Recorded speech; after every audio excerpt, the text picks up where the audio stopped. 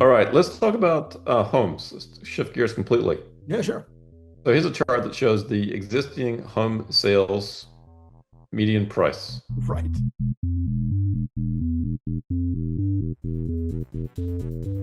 right? And you can see that the blue line seasonally adjusted. In 1999, we have $140,000 median sales price for homes.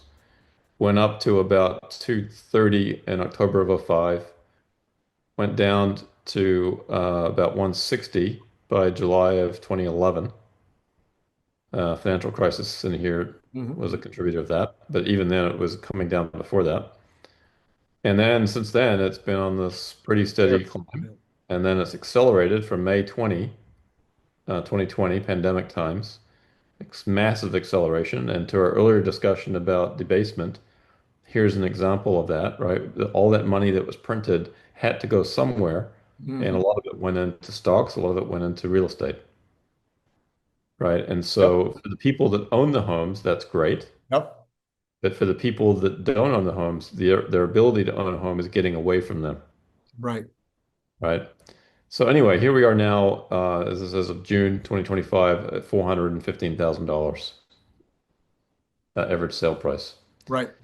And interestingly, on top of that, we have now the highest inventory of new single-family homes for sale since October of 2007. Hmm. Hmm. So we've had some massive swings in the home market over the last, call it 20 years. Oh yeah. Yeah. Well, of course, pretty much we always have, at least, in the US and in particular here in California, actually in Florida as well, some pretty massive swings. They tend to be kind of leading indicators. Las Vegas has become a leading indicator, Austin. Yeah. But you have a particularly interesting year this year, in that this is really the first time since the crisis, since the 2008, where you have significant inventory. Yeah.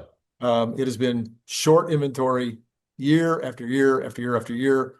It's been the the challenge has been to find a house that you could buy, period. Put in your bid and hope that you got the bid. Write a letter to the owner, hoping that a love letter to the owner would help you get the bid. Yeah. Now, this year, we've had this kind of flip a little bit, even though interest rates are still pretty much what they were last year. I think uh, we ran out of people that could afford to spend that amount of money per month. And you also got people for the first time just a little bit jittery about their future. And you combine those Yeah. two things, and I think that's what you got this year. And I think that's evidenced by this chart, perhaps, that's Okay. showing the home sellers outnumber buyers by nearly 500,000. Right, So the number of sellers has skyrocketed, although again, lower than where it was before the pandemic. Like we're still right, not back to normal here. right, And then the buyer side has fallen off a cliff. right, And of course, during the pandemic, buyers dropped, and then we had the cocooning effect. Everybody wanted to be in a home, so the buyers massively increased. No one wanted to sell, so we right, had a massive disconnect in the market, which drove up prices. Things kind of came back into equilibrium here for a couple of years, maybe, but then we've got this big disconnect again, right, right. right? So what will happen then, of course, is home prices will likely have to fall to bring that back into equilibrium. They are falling already a little. Yeah. And this is home prices fell in a record 39 major US metros in July. Hmm. Hmm. So we're starting to see some declines there. And then one of the reasons why there's been a bit of a buyer strike is because home affordability is pretty poor. So this shows the qualifying income needed is 130,000, but the median income at 83. So they've got this big disconnect, 60% difference. One of the Uh, things that none of these charts show, and in fact, I haven't seen any of the 𝐒𝐭𝐵𝐼𝐶's or any of these guys come out with a chart about this, is that because of regulations and because of permitting costs, it has become really, really dumb for most home builders to build inexpensive homes Mm. because you have the same permitting costs and the same regulations, everything that for an expensive home as you do for an inexpensive home. And so it's smarter to make the margins that you can make on the expensive home.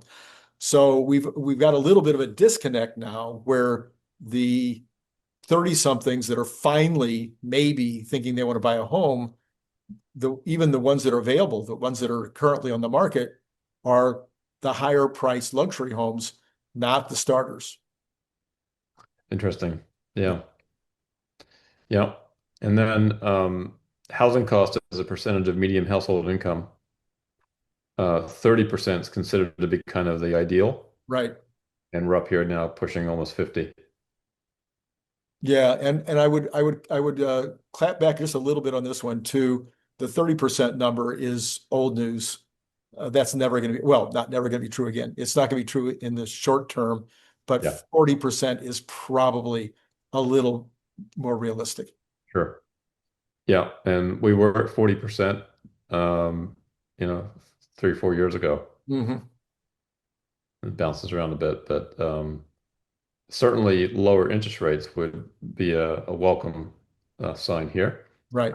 And then speaking of interest rates, this is the Bloomberg Barclays U.S. Corporate Bond Index. And this is showing the spreads between corporate bonds and treasuries. And basically, we are at 73 basis points, which is as low as we've been for a long, long time. I think this shows it here. This is Yeah. the lowest since 1998, Yeah. right? So what this is telling you is that bond investors, are they're not too worried about the risks with corporate bonds relative to treasuries, right? If Right. treasuries are the risk-free asset. Now, what this may be showing you is that the risk on the treasuries has gone up. Right. So, the absolute level is higher, but still, I mean, relatively speaking, the treasury is less risky than most corporate bonds. Um, It can so this is also, interesting. I'm not totally sure what to make of this. I'm a little bit worried about complacency here. yeah. So there's also supply demand issues. So Yeah. you've got the U.S. government providing massive amounts of bonds that need to be bought, whereas the corporate world is not putting as many bonds out there. The equity market, both the private equity markets and the public equity markets are so available right now for corporations to get their money from equity rather than from borrowing. And I also have been making the argument for a long time that the aging population has also created way more mature companies, and the mature companies don't need to borrow as much. Mhm. So you're not seeing as much borrowing by small businesses or big businesses. Interesting. Yeah. And then this is the move index, which is kind of like the volatility index for the bond market. Yeah. Gee. And that's basically at all-time lows here. It kind of feels like we're overdue for some little crisis event. Well, I talk don't about want the to move. suggest it or jinx us. Talk about the move index. Tell us exactly what that is. Well, it's basically an index it's like the VIX for the bond market. Oh, okay. It shows bond volatility. So it tends to spike on events. So here's Trump gives 90-day tariff reprieve. Right. Right. It was high here. The day Okay. before the election, it was high. Okay.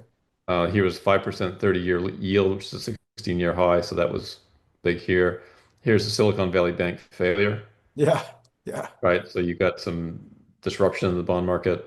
So different events tend to sort of spike this volatility index. It's just a kind of measure of, risk in the bond market. So if the volatility is down, if it's similar to the VIX, is it similar in the same way? Would this being down at this low point indicate that it's more of a risk on for the bond markets right now? And that You could might say that, or perhaps you could look at it another way and say that people perhaps are being too complacent. too complacent. Um, yeah, I mean, but I think to your point, there's some structural things going on in the bond market that have changed a lot. Yeah, well, you've got China not buying bonds. You've got Japan not buying bonds. You've got all of them buying gold instead. So there's a whole bunch of issues that are kind of throwing things a little bit cattywampus on those Yeah. bonds. Yeah. Speaking of Japan, their 30-year bond yield has spiked to 3.1%. It's the highest level on record. Right, and this is kind of funny from Charlie. He says this is a preview of what's coming for the U.S. if we don't get our deficit debt spiral under control. The Yeah, chickens eventually come home to roost. And one of the comments on this was, really, 3.1% is a crisis level yield? We would actually welcome that at this point. But the yeah, point is that they went basically from, 0 or 1% rates to now 3. So it's been a big change. yeah.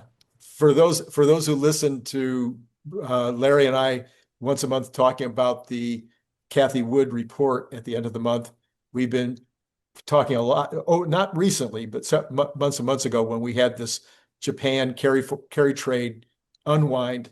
We talked a lot about what was going on there in that situation, and it's so complex. We don't have time right now to talk about it, but there is a lot more to this than I mean, there's things like population decline. There's things like the Bank of Japan owning most of the debt.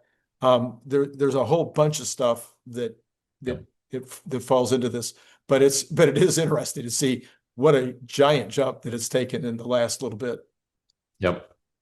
And then speaking of debt, if there's one thing that's consistent across different political parties, it is their love of debt.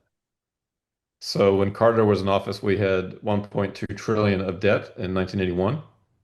Reagan took us to 2.7, Bush 4.1, Clinton 5.8, second Bush 10, Obama 20, Trump first term 28, Biden 36, and now Trump 37.1. Both parties seem to love to spend more than they receive. Yeah. Yeah, another hour-long conversation necessary, but we'll leave that for another day. Yeah.